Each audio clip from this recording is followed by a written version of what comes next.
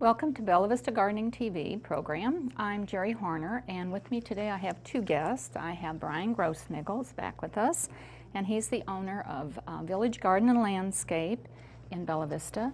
And with him also is Grant Cameron, who works at the nursery also with Brian. And they're both fellow members of the Bella Vista Garden Club. So we have the Bella Vista Garden Club represented pretty well here today. Very much so. And today we're going to be talking about the effects of drought on your trees and shrubs.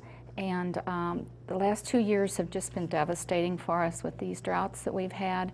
And there's so many people that are, getting ready to cut down trees they think are dead, they're not sure.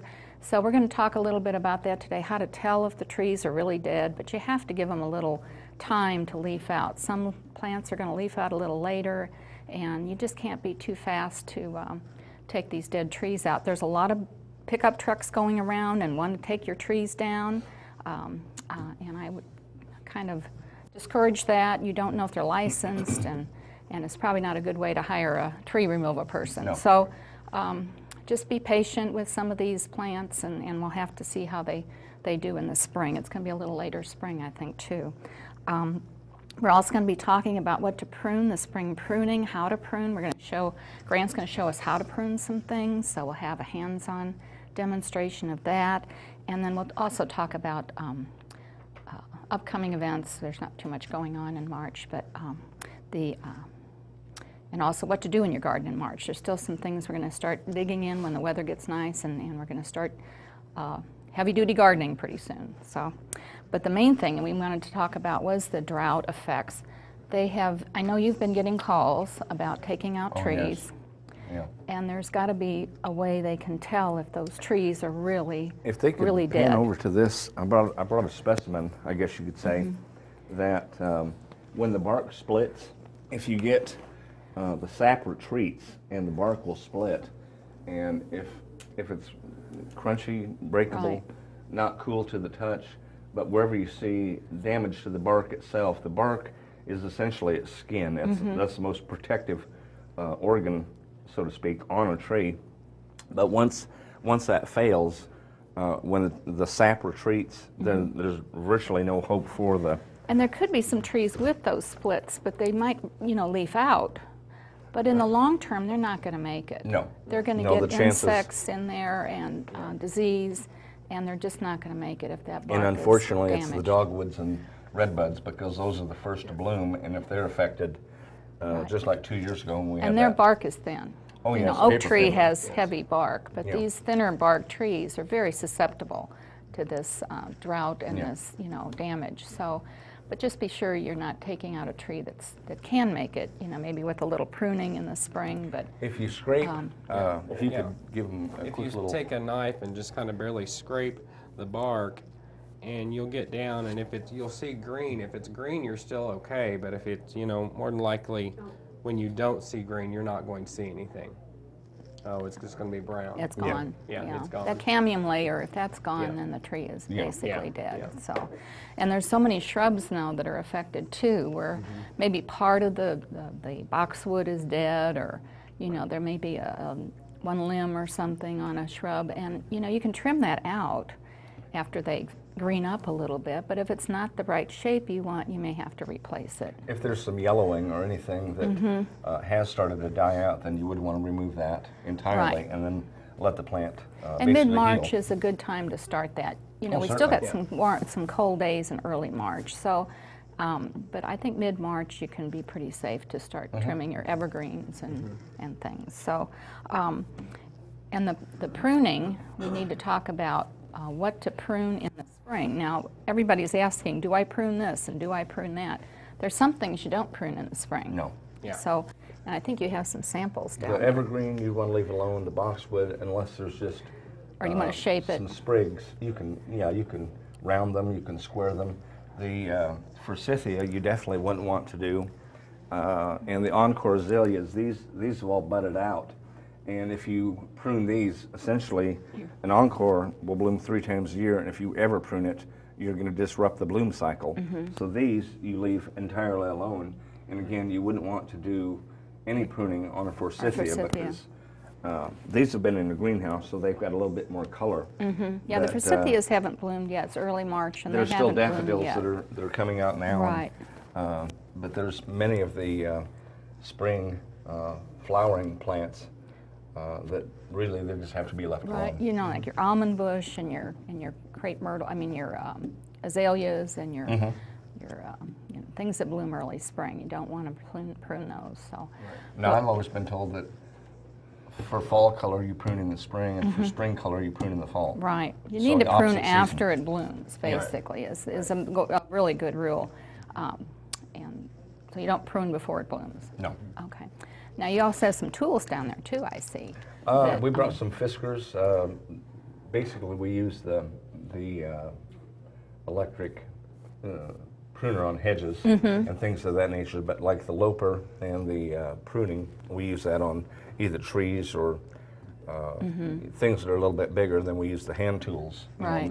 the small plants. Well, I have that lopper. I'm telling you, I love that lopper. Yeah. It's wonderful because even as weak as I am, I can cut some pretty good sized And Fiskars branches. is a good company. Their warranty is lifetime. Right. The Wonderful. tools are excellent. They're sharp as all get out. They're very sharp. I'm really impressed with Right. you know everything with them. Yeah, I'm real happy with the One fruit. thing about it though, with the electric trimmers, you'll never want to use those on roses though, because they No. will, anything like that, they'll splitter them.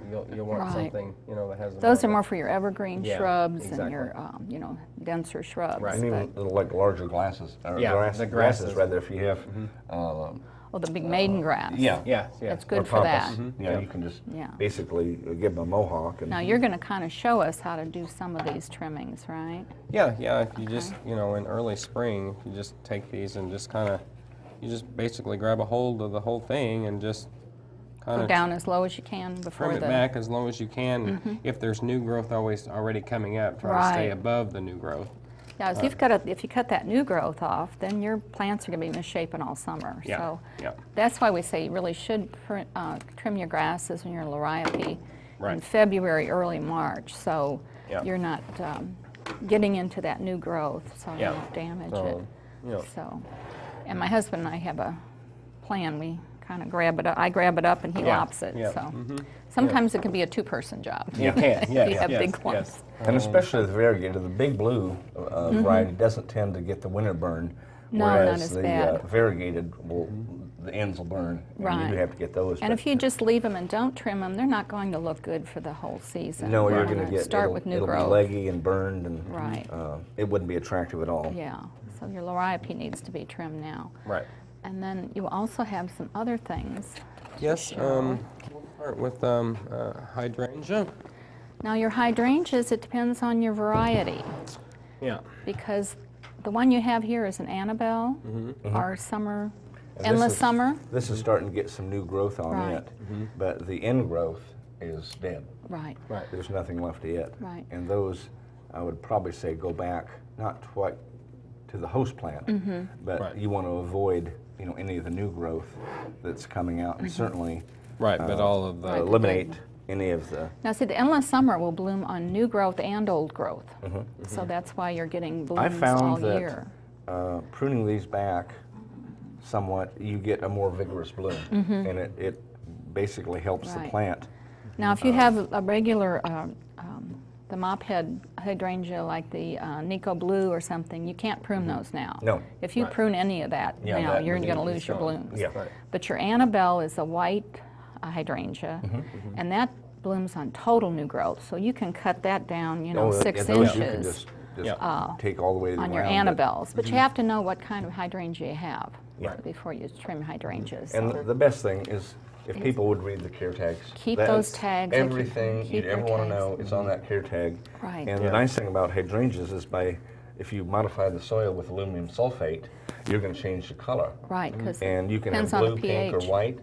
And that's the funnest part about it. Now, Right. we sell more of the blue, and that's just like what Grandma used to have. Yeah, I think the endless summer is less susceptible to that pH change than some of the older hydrangeas. But your Nico Blue will be blue, but if you put a lot of acid soil on there, acidic things, it'll turn a little pink. I've got one that's called Nantucket hydrangea, and it's almost a lavender purple. And I feed it you know, different things, and pretty much every other year it has a different color bloom to it. But that's the nice thing about them. They do take some sun, but they would prefer more shade. Right, they need afternoon shade for sure, yeah. Yeah, they can't take the hot summer sun. So, and then roses? Roses, we need to trim your roses in March. The thing I always heard from my rosarian was that when the forsythia blooms, you trim your roses. So that's what I always went by, is when the forsythia blooms. Now this is a big rose. This is a knockout, right? Yeah, this is a 5-gallon knockout. And it's big. Yeah.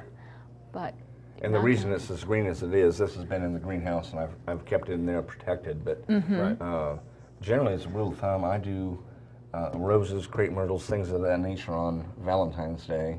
And then Thanksgiving is the other time to do your grasses. Some people like to leave their grasses over winter because they still are attractive, even though they're in an idle condition. But this rose is definitely to the point where it needs to be. You need to shape it. So basically what you're doing is shaping. Right. So, and you need to shape at an outgrowing bud, right? Right. And if you take the ones that are like crossing over and rubbing against others and take those out first. Okay.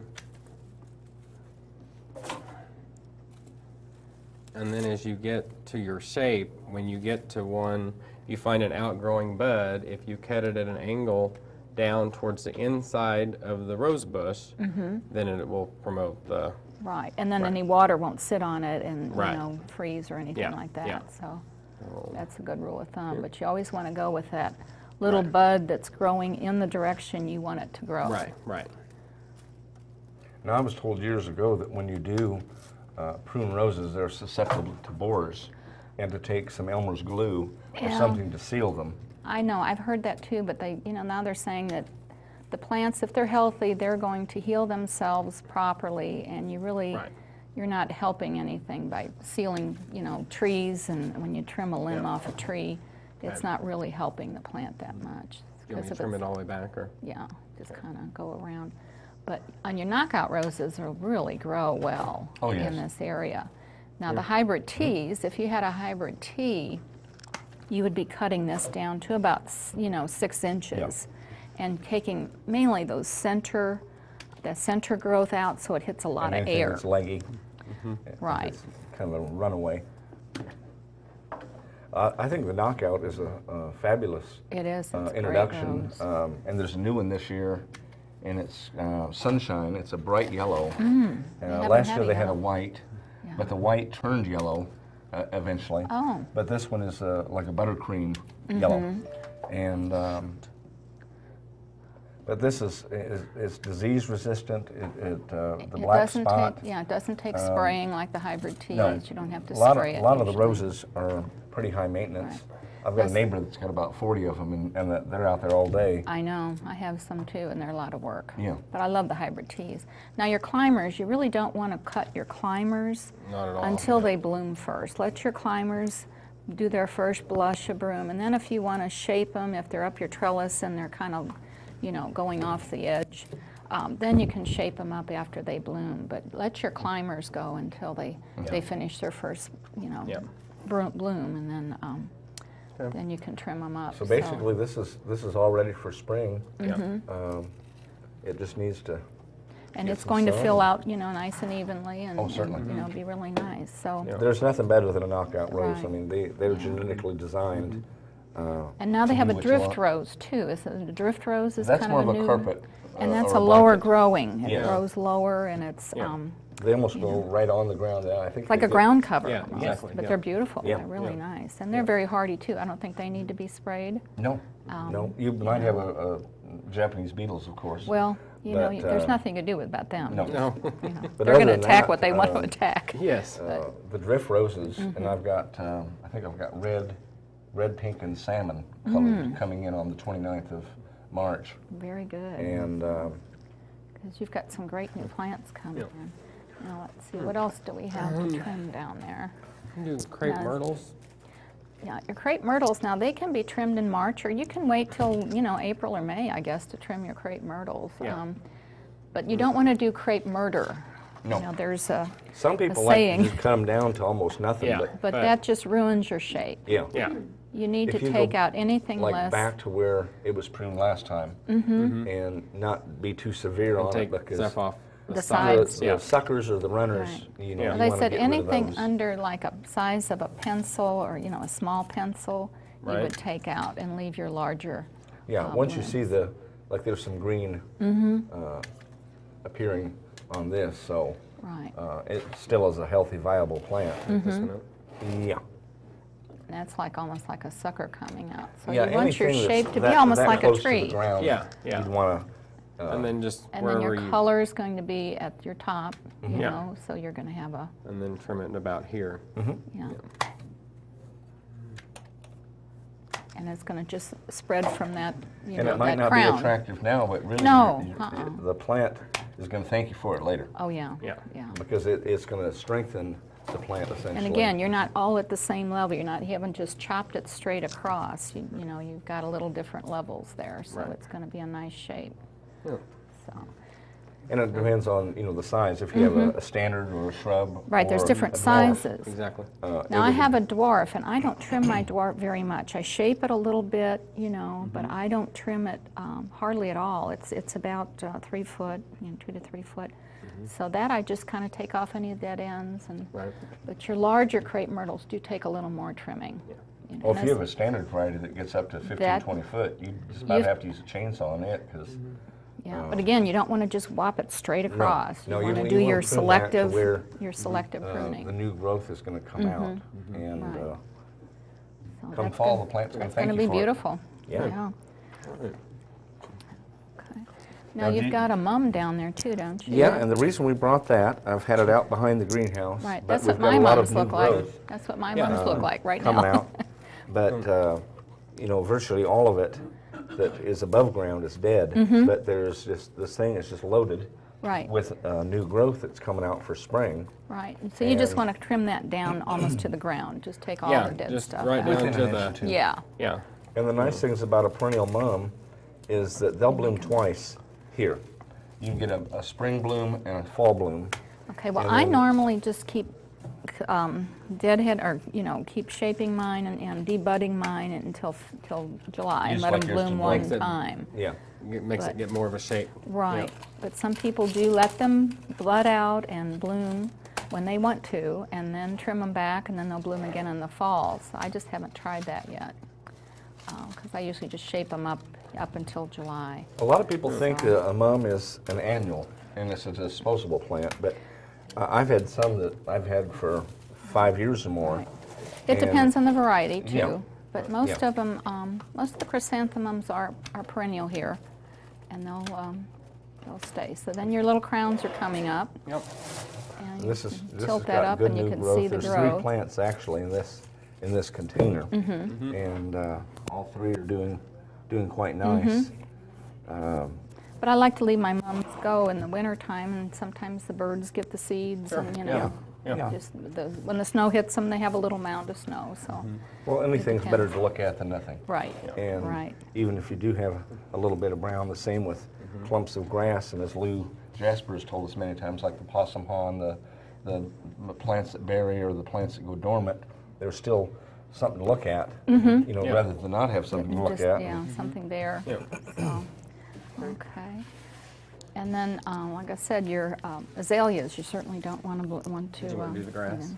And Yeah, we did. I We think talked grass about is grasses last month, and we just said, you know, you need to cut them back. They're pretty in the winter with their, you know. They are. And a They lot of blow people in the breeze. will do it like a dried arrangement out of them. In fact, Yeah. the one we did at the library for the garden club this month, I did use some dried grass in it, along with I think we used willow and Yeah. some dogwood and things like that. But as long as you can cut it back and know what you have, Yeah. You can really cut it back to like 2 or 3 inches, you know, if you want, because Yeah. your new growth is going to come up, you know, from below and hide anything you've trimmed off. Right. And this is where the electric trimmers come in really well, If you- especially if large you've got a one. big one, because all these stragglies, it just shapes them right up, and you can just, usually takes 2 people, one person to It hang on does. to it while the other one's running the trimmer, but Yeah, it's a 2-person. yeah, you know, I've it seen really is. people take a belt Yes. and loop a belt yes. around Oh, yes. and just hang on to the buckle area. And then whack it. Yeah. Yeah, and it makes a nice clean Clean cut. trim. Yeah. And like I said, the new growth coming will come over that. You won't even see Right. that. Okay. And then there are some grasses. Sometimes you have that dead center on that grass. And then the maiden grasses, after they grow so long, they'll have like a dead spot in the center. And at Master Gardeners, they talked about taking a saw, those reciprocal saws, and cutting that out and putting a new plant in there. So that so then your grass is full, and you've cut out that dead part, but you've put a new, maybe a 1-gallon pot into that center, so that it's, you know, it'll make a full grass again. It won't be a hole in the middle. So that's another option. Greenleaf did that a few about years that. back with some of their grasses. They had, it was a purple, like a fountain grass, and they put a mum or a perennial in the middle of it. And then they had the grass kind of spraying out or flowing. Yeah, you can do a lot of different, you know, combinations of plants like that with your grasses. So anyway, well, we got a lot of trimming to do. Oh my. And we got a lot of trees to evaluate, see which ones are gone and which ones need to be taken out, which ones can be saved. I don't know if we're going to have another drought again this year. We've had 2 horrendous droughts. Between the heat and the rain, it's just The been heat and the almost miserable. lack of rain in the summer, so it's been a terrible, terrible 2 years. So hopefully this year we'll have a little. We've had some good moisture this winter, so that has helped. And we're still a little behind on the rain. we are. We were 17 inches behind last summer or last year for our rainfall. So it's hard to make up 17 inches. You know? Yeah. There's just no way to do that. So anyway, we need to talk about also what else we need to do in the garden besides our trimming.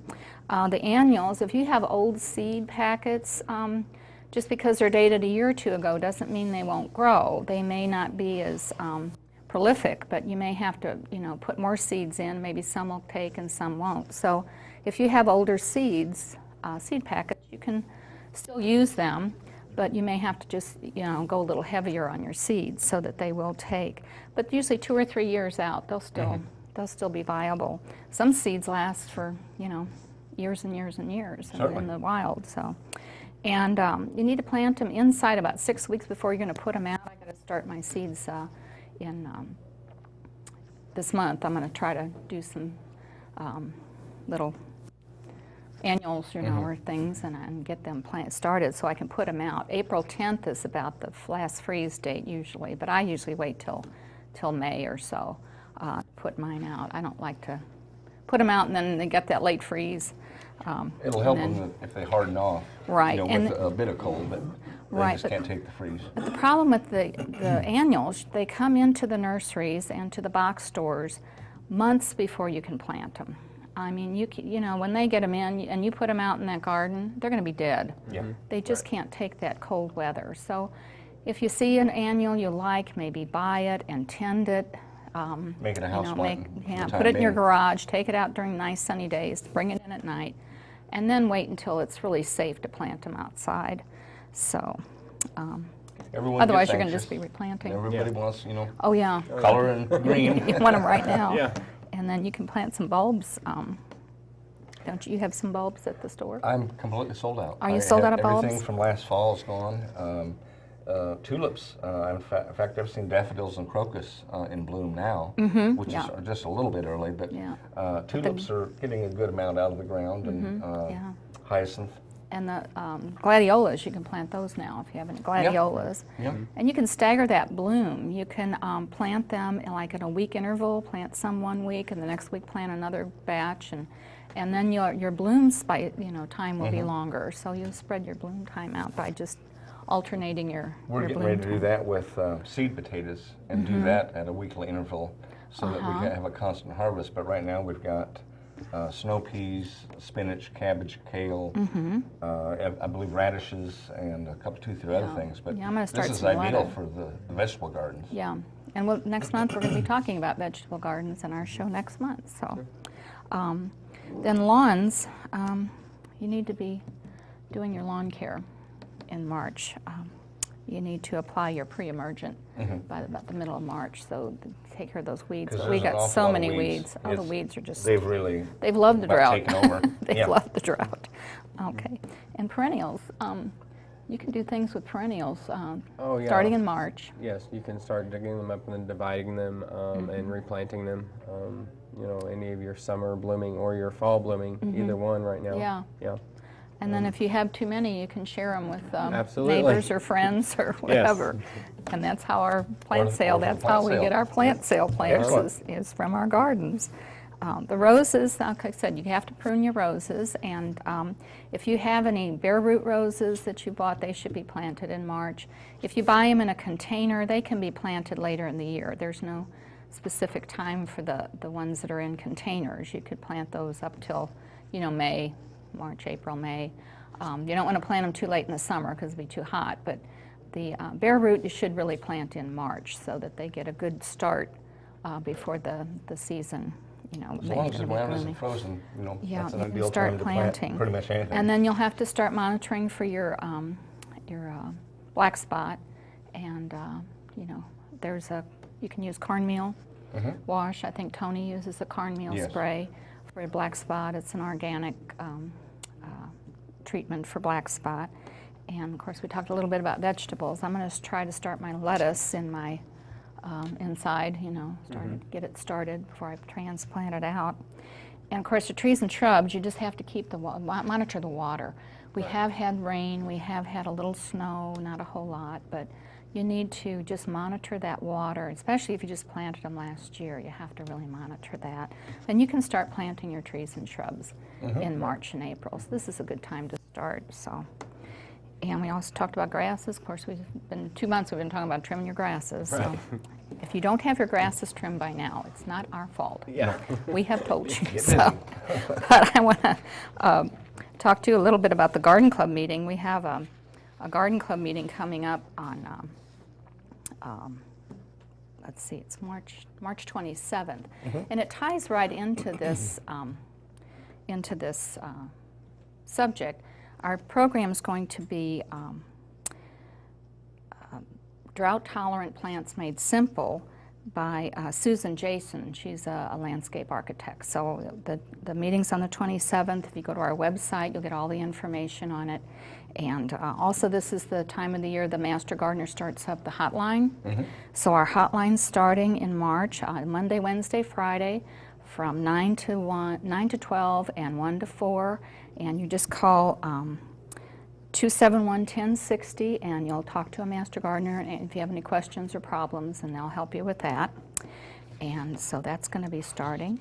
Is it held at the Extension Service? It's at the Extension office on 102 there, you know, in Bentonville. So, and we have 160 Master Gardeners now in Benton County, so we're really growing. So, anyway, I want to thank both of you for coming today. I think we've learned a lot about trimming and how to do it, and I think it's always good to actually see what we're talking about. So I appreciate you coming. It makes it a little bit easier if you can, you know, see what you're doing. See what you're doing. Yeah. So, and I thank you again, and until next month, I hope you join us next month, and until then, don't forget to stop and smell the roses.